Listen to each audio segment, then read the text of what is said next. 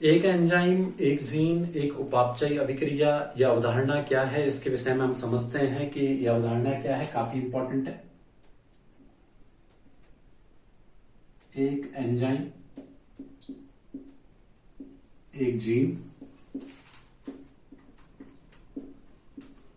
और एक उपापचयी अभिक्रिया।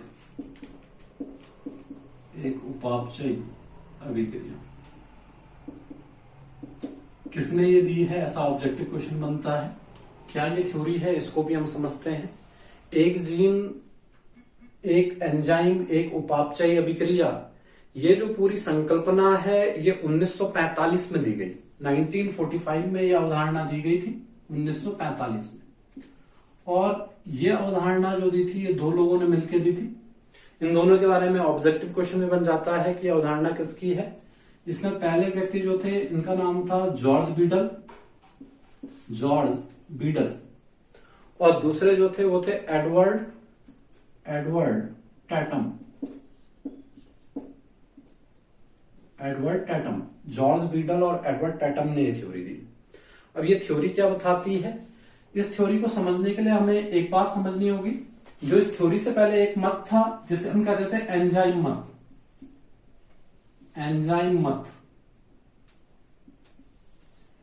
जिसको एंजाइम थ्योरी हम इंग्लिश में कहते हैं, ये इससे पूर्व का एक मत था। एंजाइम मत क्या बताता था? एंजाइम मत ये बताता था कि प्रत्येक जीव की जो कोशिका है इसमें प्रति सेकंड कई रासायनिक अभिक्रियाएं चलती रहती हैं, और ये रासायनिक अभिक्रियाएं जो हैं इनको सामूहिक रूप से उपापचय अभिक्रियाएं कहते हैं। उपापचय अभिक्रियाएं यानी कि जितनी भी जैव रासायनिक अभिक्रियाएं जैसे श्वसन, ये सारी जैव रासायनिक अभिक्रियाओं को उपापचय अभिक्रियाएं कहेंगे। और एंजाइम मत ये बताता है कि प्रत्येक जीव की कोशिकाओं में हर समय ऐसी हजारों उपापचय अभिक्रियाएं चलती रहती हैं, और इन उपापचयी अभिक्रियाओं में एक विशेष कार्बनिक उत्प्रेरक कार्य करता है, और ये विशेष कार्बनिक उत्प्रेरक जो है ये इस अभिक्रिया को सक्रिय बनाए रखता है, और इस विशेष उत्प्रेरक को ही नाम दिया गया था एंजाइम।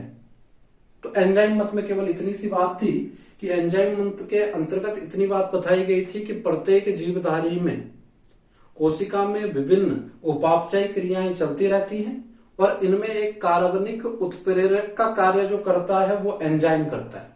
ये तो एंजाइम मत था।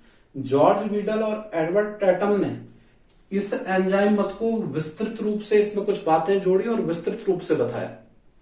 इन दोनों ने, जॉर्ज बीडल और एडवर्ड टैटम ने, इस मत के अंतर्गत बताया कि जीव की प्रत्येक संरचनात्मक और क्रियात्मक लक्षण जो है, प्रत्येक जीव का संरचनात्मक और क्रियात्मक लक्षण, उस पे किसी न किसी जीन का नियंत्रण होता है। प्रत्येक जीव के संरचनात्मक और क्रियात्मक जो लक्षण होते हैं उनमें किसी न किसी जीन का नियंत्रण होता है, कंट्रोल होता है।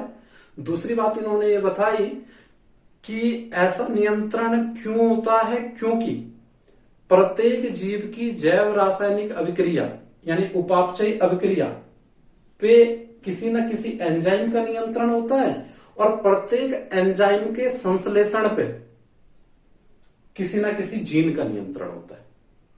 यानी कि इनका यह मानना था कि प्रत्येक जीव की रासायनिक अभिक्रिया पे एक जीन का नियंत्रण होगा, क्योंकि प्रत्येक जीव की उपापचयी अभिक्रिया पे एक एंजाइम का नियंत्रण होगा, और प्रत्येक एंजाइम के संश्लेषण में एक जीन का नियंत्रण होगा। तो इस प्रकार से इनडायरेक्टली प्रत्येक उपापचयी अभिक्रिया पे एक जीन का नियंत्रण भी हो गया। तो इस पूरी संकल्पना को कहा गया एक एंजाइम, एक जीन, एक उपापचयी अभिक्रिया। यानी प्रत्येक उपापचयी अभिक्रिया के लिए उत्तरदायी एक एंजाइम, और प्रत्येक एंजाइम के संश्लेषण पे नियंत्रण एक जीन का। तो इस थ्योरी को कहा जाता है एक एंजाइम एक जीन एक उपापचय अभिक्रिया, या आप बोल सकते हो एक जीन एक एंजाइम एक उपापचय अभिक्रिया। तो ये पूरी थ्योरी जो है पेपर में आ जाती है कि ये किसने दी है। तो आंसर आपको याद रखना है, जॉर्ज बीडल और एडवर्ड टैटम ने ये पूरी संकल्पना दी है। इसको आप एक एंजाइम एक जीन भी कह सकते हैं, या एक जीन एक एंजाइम एक उपापचय अभिक्रिया। और ये पूरा ये कॉन्सेप्ट जो है इस प्रकार से। अब हम बात करते हैं वायराइड एवं प्रियॉन्स की।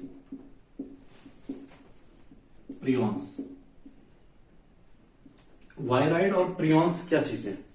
वायराइड और प्रियॉन्स को जब हम देखें, पहले मैं बात वायराइड्स की कर रहा हूं। वायराइड को अगर हम देखें तो इसको समझने के लिए हमें एक बात पता होनी चाहिए वायरस के विषय में।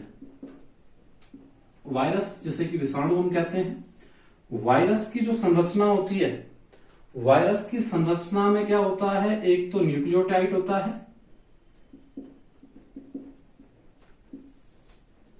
न्यूक्लियोटाइड क्या होगा, याद रखना कि वायरस की जो संरचना होगी इसमें न्यूक्लियोटाइड डीएनए,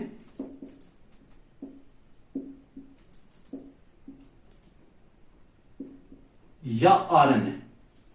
वायरस की संरचना में न्यूक्लियोटाइड या तो डीएनए होगा या आरएनए होगा। कभी कभी आ जाता है कि वायरस में कौन सा न्यूक्लियोटाइड होता है, डीएनए आरएनए, डीएनए या आरएनए, या डीएनए आरएनए दोनों। तो इसका आंसर जो होगा वो होगा डीएनए या आरएनए। यानी कि वायरस में न्यूक्लियोटाइड जो होता है या तो डीएनए होता है या तो आरएनए होता है, और इनके बाहर से प्रोटीन का आवरण होता है, प्रोटीन आवरण। तो इस प्रकार की वायरस की संरचना होती है कि एक न्यूक्लियोटाइड उपस्थित होता है और बाहर से प्रोटीन आवरण होता है। और वायरस जो होते हैं इस प्रकार के सूक्ष्म जीव होते हैं जो कि जीवों को क्या करते हैं, संक्रमित करके रोग फैलाने का कार्य करते हैं।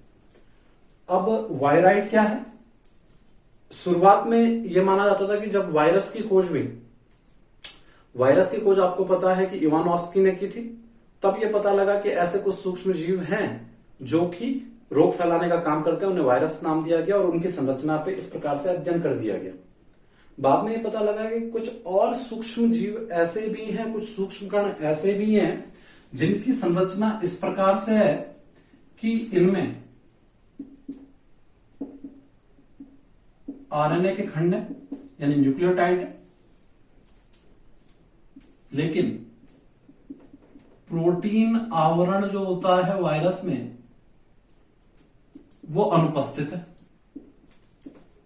यानी कुछ सूक्ष्म जीव ऐसे भी हैं जिनमें न्यूक्लियोटाइड तो है, लेकिन जो बाहर से वायरस में प्रोटीन का आवरण होता है वो अनुपस्थित है, लेकिन फिर भी इनमें रोग फैलाने की क्षमता है, संक्रमित करने की क्षमता मौजूद है।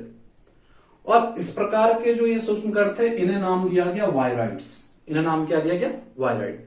यानी कि वायराइड आरएनए के ऐसे छोटे खंड होते हैं जिनमें प्रोटीन का आवरण अनुपस्थित होता है, लेकिन इनमें रोग संक्रमण की क्षमता होती। इनको कहेंगे क्या, वायराइड्स। यानी ये आरएनए के छोटे छोटे कण। प्रियॉन्स क्या है, प्रियॉन्स जो है वो क्या है,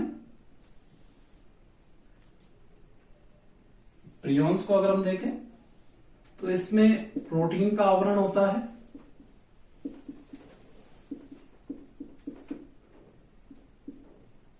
और न्यूक्लियोटाइड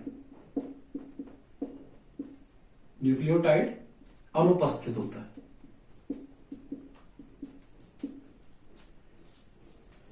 प्रियॉन जो है ऐसे सूक्ष्म कण जिनमें प्रोटीन के छोटे छोटे कण उपस्थित होते हैं, लेकिन कोई भी न्यूक्लियोटाइड उपस्थित नहीं होता है, ना डीएनए ना आरएनए, लेकिन इनमें भी रोगों को संक्रमित करने की क्षमता मौजूद होती है। तो इनको कहा जाता है प्रियॉन्स। तो एक तो हुआ वायरस, वायरस की संरचना तो ऐसी है, या तो डीएनए होगा या तो आरएनए होगा और साथ में प्रोटीन का आवरण होगा, ये तो वायरस हो गया। वायराइड क्या था कि वायराइड में वायराइड जो था इसके अंतर्गत क्या था कि आरएनए के छोटे छोटे खंड होंगे लेकिन प्रोटीन का आवरण अनुपस्थित होगा। और प्रियॉन्स क्या हो गए, प्रियॉन्स में न्यूक्लियोटाइड तो अनुपस्थित होगा लेकिन केवल प्रोटीन के छोटे छोटे कण संक्रमण की क्षमता रखेंगे। तो ये प्रियॉन्स हो गए। वायरस जनित रोग तो आपको बहुत सारे पता है कि जो वायरस से होने वाले रोग हैं। अब इनकी अगर बात की जाए तो मेनली जो वायराइड की अगर मैं बात बताऊं तो वायराइड जो होते हैं इनसे मेनली पादपों में रोग होते हैं, मनुष्यों में नहीं होते। मेनली ये जो होते हैं पादपों में रोग फैलाते हैं। तो ये वायराइड द्वारा होने वाले प्रमुख रोग, एक तो आपको जो याद रखना है, एक रोग जो है वो नारियल का एक रोग है, नारियल में होने वाला रोग जिसे कहते हैं कदंग कदंग रोग।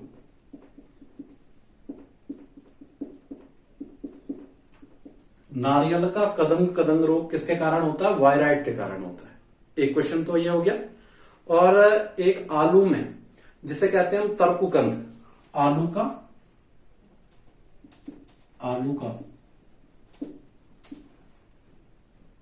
तरकुकंद रोग, आलू का तरकुकंद रोग जो है ये भी वायराइड के कारण होने वाला रोग है। तो ये वायराइड के दो हो गए। प्रियॉन्स की अगर बात करेंगे, प्रियॉन्स से होने वाला सबसे फेमस रोग जो है वो कौन सा है? भेड़ों में ये रोग होता है। और भेड़ों में इस रोग को कहा जाता है स्कैर्पी रोग। प्रियॉन्स का अगर मैं बताऊं तो भेड़ों का स्कैर्पी रोग, भेड़ों का स्कैर्पी रोग जो है ये प्रियॉन्स के कारण होने वाला रोग है। तो ये बात आपको समझ में आ गई होगी, वायराइड क्या होते हैं और प्रियॉन्स क्या होते हैं। तो ये कॉन्सेप्ट आपको याद रखना है, वायराइड और प्रियॉन्स का। प्रियॉन्स के विषय में आपको ये भी याद रखना है कि प्रोसिनर नाम का साइंटिस्ट थे। प्रोसिनर ने खोज की थी किसकी? प्रियॉन्स। प्रोसिनर ने खोज की थी किसकी? सबसे पहले प्रियॉन्स की खोज जो की थी ये प्रोसिनर ने की थी। तो इतनी बातें आपको ध्यान रखनी है इस कॉन्सेप्ट के अंदर।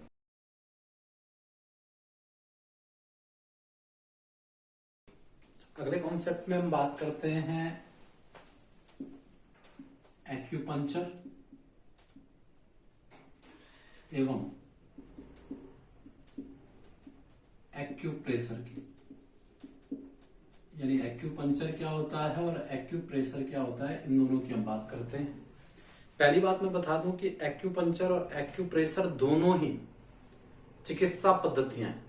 यानी कि दोनों के द्वारा, एक्यूपंक्चर और एक्यूप्रेशर के द्वारा रोगों का निदान किया जाता है, रोगों का इलाज किया जाता है।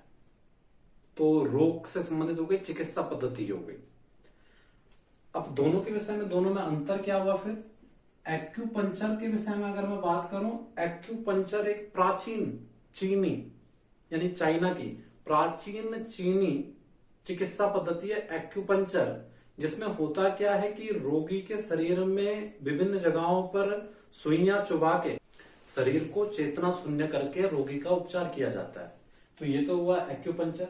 एक्यूप्रेशर में क्या होता है? एक्यूप्रेशर मतलब जो है, प्रेशर मतलब दाब से है। यानी इस पद्धति में क्या होता है कि रोगी के शरीर में दबाव डालकर उसका उपचार किया जाता है। यानी एक्यूपंक्चर में तो चेतना शून्य उसके बॉडी को किया जाता है, जबकि एक्यूपंक्चर जो होता है उसमें चेतना शून्य करते हैं, और एक्यूप्रेशर में शरीर पर दबाव बना के उसका उपचार किया जाता है। खासकर एक्यूप्रेशर जो है, ये पद्धति जो है एक्यूप्रेशर, इसका प्रयोग तब किया जाता है जब रक्त दाब संबंधी कुछ शिकायत हो, यानी कि ब्लड प्रेशर वाली जो प्रॉब्लम होती है उनमें यह माना जाता है कि एक्यूप्रेशर जो है एक कारगर टेक्निक है रोग के निदान की। एक्यूप्रेशर पद्धति जो है इसका मुख्य रूप से प्रयोग ब्लड प्रेशर जैसी समस्याओं के निदान में किया जाता है। तो हम बात करते हैं जीनोम और प्लाज्मोम की। पहली बात मैं बता दूं कि दोनों का रिलेशन जो है आनुवंशिक पदार्थ से, और आनुवंशिक पदार्थ जो होता है डीएनए होता है। इसके विषय में अगर हम बात करें और कोशिका की संरचना को अगर हम देखें तो जनरली होता क्या है कि इस टाइप की कोशिका अगर हो गई तो कोशिका में एक केंद्रक हो गया, इसमें कुछ गुणसूत्र हो गए। गुणसूत्र हमेशा जो होते हैं वो जोड़े में होते हैं, जैसे मनुष्य में जो होते हैं वो 23 जोड़ी गुणसूत्र होते हैं, और इन गुणसूत्रों पे जो होते हैं वो जीन स्थित होते हैं, और साथ में आनुवंशिक पदार्थ होता है डीएनए। जनरली सामान्यतः ऐसा होता है। तो वो आनुवंशिक पदार्थ जो गुणसूत्रों के कॉम्प्लेक्स पे यानी कि क्रोमोसोम कॉम्प्लेक्स पे स्थित हो उसे कहेंगे जीनोम। ऐसा आनुवंशिक पदार्थ जो कि क्रोमोसोम कॉम्प्लेक्स पे स्थिति जिसकी हो वो जीनोम कहलाता है। लेकिन ये भी बात आपको ध्यान रखनी है कि इसके बाहर जो कोशिका द्रव्य होता है, इस कोशिका द्रव्य में बहुत सारे कोशिकांग होते हैं जिनमें माइटोकॉन्ड्रिया इत्यादि होता है। तो जैसे कि माइटोकॉन्ड्रिया जो हो गया, इसके विषय में ये माना जाता है कि माइटोकॉन्ड्रिया ऐसा कोशिकांग है जिसमें सबसे ज्यादा डीएनए केंद्रक में मिलेगा, और केंद्रक के बाद अगर किसी में सर्वाधिक डीएनए मिलता है तो माइटोकॉन्ड्रिया में मिलता है। और कोशिकांगों में भी कुछ मात्रा में होता है, लेकिन केंद्रक के बाद सर्वाधिक मात्रा में माइटोकॉन्ड्रिया में होता है। तो यानी कि केंद्रक के अलावा कोशिका द्रव्य जो है और इसमें जो कोशिकांग है, इसके अंदर जो आनुवांशिक पदार्थ मिलेगा इसे कहेंगे प्लाज्मोन। इसे नाम दिया जाता है प्लाज्मोन। तो इन दोनों में बेसिक अंतर यही है कि अगर क्रोमोसोम कॉम्प्लेक्स के ऊपर आनुवांशिक पदार्थ मिले तो इसे जीनोम कहेंगे, लेकिन अगर कोशिका द्रव्य में किन्हीं अन्य कोशिकांगों के ऊपर अगर ये आनुवांशिक पदार्थ मिले तो इसे नाम दिया जाएगा प्लाज्मोन। तो ये बेसिक अंतर हो गया जीनोम और प्लाज्मोन। बात करते हैं हम रेडियोलॉजी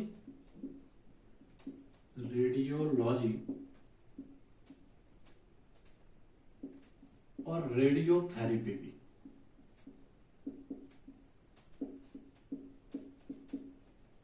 रेडियोलॉजी और रेडियोथेरेपी की कि दोनों में मूल अंतर क्या है। लॉजी शब्द आपको पता है बायोलॉजी में कि लॉजी का अर्थ होता है टू स्टडी, और लॉजी जहां पे जुड़ जाए वो एक प्रकार की शाखा ब्रांच हो जाती है साइंस की। तो रेडियोलॉजी के विषय में जब हम देखते हैं तो रेडियोलॉजी जो है विज्ञान की वह शाखा है जिसके अंतर्गत हम अध्ययन करते हैं विभिन्न प्रकार की विकिरणों का, जैसे कि अल्फा रेस के बारे में, बीटा रेस के बारे में, गामा रेस के बारे में। इन सब का अध्ययन जो होगा वो इसके अंतर्गत होगा, विकिरणों का अध्ययन होगा। इसके अलावा रेडियो एक्टिव पदार्थ जो होते हैं, रेडियो एक्टिव तत्व जो होते हैं, इन सब का अध्ययन भी रेडियोलॉजी के अंतर्गत किया जाएगा। और साथ ही साथ जो होगा वो रेडियो एक्टिव तत्वों का क्या उपयोग है। जैसे कोबाल्ट 60 का आपने सुना होगा कि ब्लड कैंसर जो होता है उसके इलाज में उपयोगी होता है कोबाल्ट 60। तो उनके यूजेस क्या हैं, इन सब का अध्ययन जो होता है रेडियोलॉजी में होता है।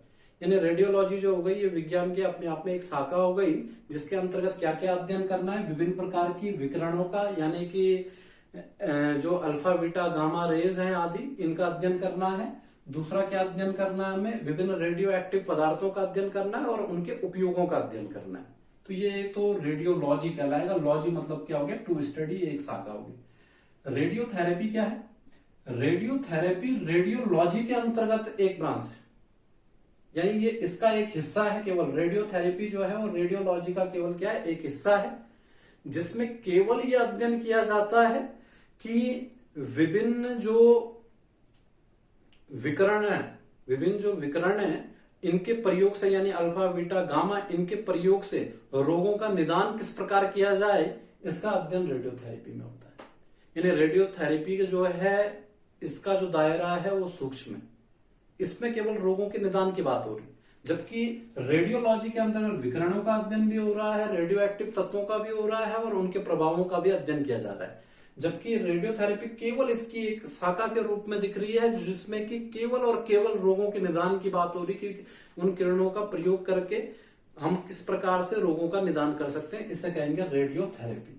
यानी कि रेडियोलॉजी एक विस्तृत अवधारणा है और ये इसी की एक शाखा के तौर पे है रेडियोथेरेपी।